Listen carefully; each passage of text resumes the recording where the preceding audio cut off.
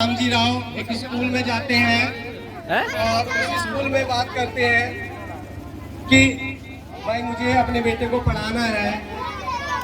उस समय बड़े बड़े राजाओं के, बड़े परिवारों के बच्चे, ऊंची जातियों के बच्चे स्कूल में पढ़ते थे। तो रामजी राव को मास्टर जी ने कहा कि पहले तो बात यह है कि आपके बेटे को यहाँ नहीं पढ़ाया जा सकता, अगर आप चाहें तो मैं आपके बेटे को एक ही शर्त पे पढ़ा सकता हूँ कि आपके बेटे को कक्षा से बाहर ही बैठना पड़ेगा। जहाँ बड़े लोगों के जूते और चप्पल रखे होते हैं वहाँ पर आपको बैठ के पढ़ना होगा। ये बच्चे सभी ध्यान से सुने कि हमारे जो बाबा भीमराव जी हैं, जिन्हें भारत रत्न मिला और जिन्हें संविधान रचयिता कहा जाता है, उन्होंने कितनी परेशानियां झेली हैं अपने पढ़ने के लिए। आपको कुछ भी परेशानियां नहीं हैं और जब स्कूल जाना शुरू कर देते हैं तो वो अपनी कक्षा में हमेशा प्रथम आते हैं और खूब अच्छे से पढ़ते हैं, खूब मेहनत से, बाहर बैठ कर ही सब कुछ सीखते रहते हैं। जो भी मास्टर पढ़ाते हैं वो सीख जाते हैं, उधर बैठ तो बैठ। और इसी तरह से वो बड़े हो जाते हैं पढ़ते पढ़ते, और फिर समाज में जैसे वो आते हैं वो देखते हैं कि कहीं किसी बड़े आदमी के यहाँ उन्हें पानी नहीं पीने दिया जाता है, उन्हें अछूत कहकर अरे भागो यहाँ से, तुम यहाँ क्या करने आ गए हो, तुम तो अछूत हो, अछूत जाति से हो, तुम्हें यहाँ प्रवेश नहीं करने दिया जाएगा, तुम्हें पानी नहीं पीने दिया जाएगा।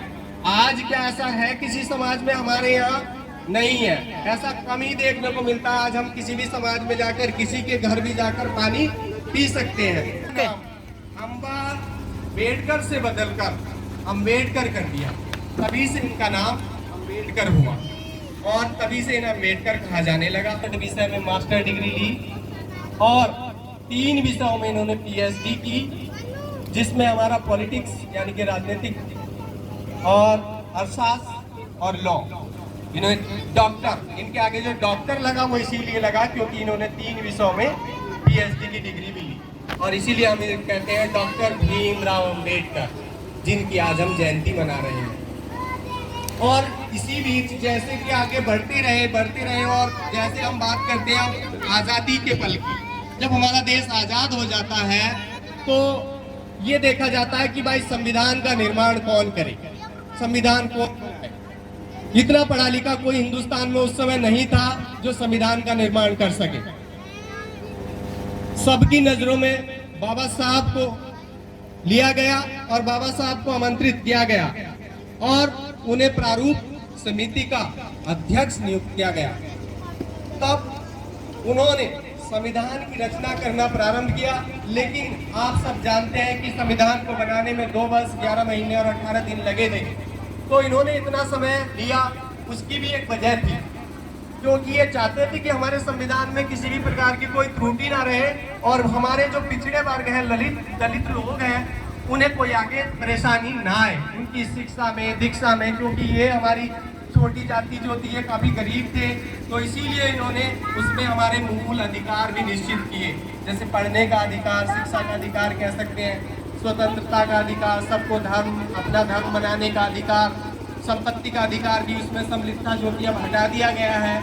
और समूह बनाकर यानी कि आप कोई स्ट्राइक कर सकते हैं, हड़ताल कर सकते हैं, वो सब अधिकार हमारे बाबा जी ने हमको दिलाए हैं कि हम इकट्ठा होकर जो है अपने अधिकार के लिए लड़ सकते हैं और कहीं भी जाकर हम देश के किसी भी कोने में जाकर बस सकते हैं। ये सब अधिकार हमारे बाबा की देन है और हमें आज निःशुल्क पढ़ाई भी उन्हीं की देन है। कक्षा 1 से 8 तक जैसे कि हमारे बच्चे पढ़ रहे हैं, आज उनकी फीस भी नहीं जाती है कक्षा 1 से 8 तक।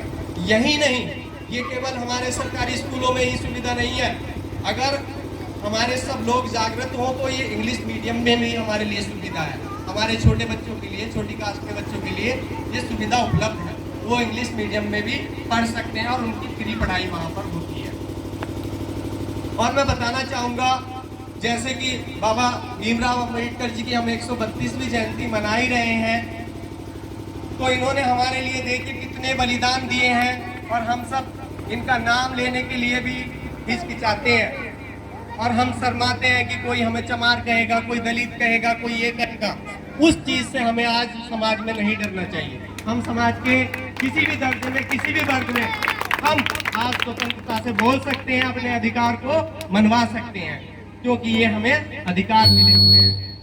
संविधान जैसा कि मैंने अभी पीछे एक टॉपिक छोड़ दिया कि उन्होंने 2 वर्ष 11 महीने 18 दिन क्यों लिए, क्योंकि इन्होंने ऐसे प्रसिद्ध 60 देशों के संविधान का अध्ययन किया। भारत का संविधान बनाने से पहले 60 देशों में गए, विदेश जाकर, और उसको अलग अलग देशों के संविधान इन्होंने स्टडी किए, अध्ययन किए, और उसके बाद इन्होंने अपना संविधान निर्माण करना शुरू किया।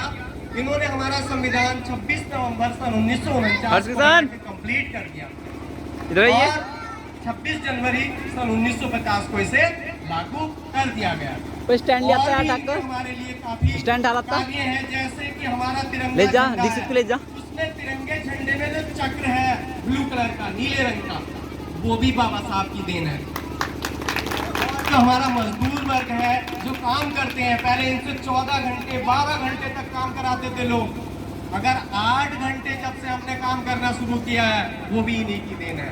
वरना हमारे लिए मेहनत करनी पड़ती थी, हमें 12 घंटे 14 घंटे तक काम करना पड़ता था, लेकिन अब 8 घंटे में ही काम करना पड़ता है। केवल 8 घंटे किसी भी फैक्ट्री में जाओगे तो वो वहाँ पर आपको 12 घंटे या 14 घंटे बातें नहीं कर सकता है, सिर्फ आप 8 घंटे काम कर सकते हो और 8 घंटे के लिए आपको वेतन दिया जाता है। पकड़ लगा कर ला। तो ये हमारे फोन लग जाएगा बाबा साहब हैं, जो बाबा साहब जिनकी हम जयंती मना रहे हैं। जैसा कि मैं कहता हूँ कि जयंती उनकी मनाई जाती है जो मरने के बाद भी अमर हो जाते हैं, जन्मदिन उनका बनाया जाता है जिन्हें आम लोग कहते हैं, उन्हें कोई नहीं जानता। जयंती तो विशेष लोगों की मनाई जाती है। तो ये इनके जीवन से हमें प्रेरणा मिलती है सभी को, बच्चों को, कि हम इनके कुछ नियमों को अपनाएं, इनके कदमों पर चले। जो इन्होंने कदम छाप छोड़ी है, कम से कम उनको तो हम मानकर चलते रहे, आगे बढ़ते रहे, अपने बच्चों को पढ़ाए लिखाए, क्योंकि इन्होंने 3 नारे दिए थे। क्या? शिक्षित बनो, संगठित रहो, संघर्ष करो। अगर हम शिक्षित होंगे तो हम किसी भी समाज में जा सकते हैं, बोल सकते हैं, अपने अधिकार की बात रख सकते हैं, हमें सम्मान मिलता है। शिक्षित वीडियो बना लिया थोड़ी। अगर हम अनपढ़ रहते हैं तो हमें क्या पता हम क्या करा रहा है कोई ढंग से, तो हमें अनपढ़ नहीं रहना है, हमें पढ़ लिख कर आगे आना है, शिक्षित होना है। क्योंकि हमारे बाबा साहब कहते थे कि शिक्षित बनो, उसके बाद ये कहते थे कि संगठित बनो, क्योंकि आप जानते हो कि एक को अगर आप स्टैंड लेना एक है तो एक को कोई भी हरा देगा। अगर हम इकट्ठे हैं तो इकट्ठे को, अगर हम किसी भी वर्ग में किसी में भी जन्मे हैं, हम कितने ही छोटे, हमारी आर्थिक स्थिति कैसी भी है, लेकिन हमें ये नहीं कहना कि हमारे पास ये नहीं है, हमारे पास वो नहीं है। हमें उसी हालात में जीना है, उसी में संघर्ष करना है, उसी में आगे बढ़ना है। इसी के साथ अपनी वाणी को मैं विराम दूंगा। धन्यवाद।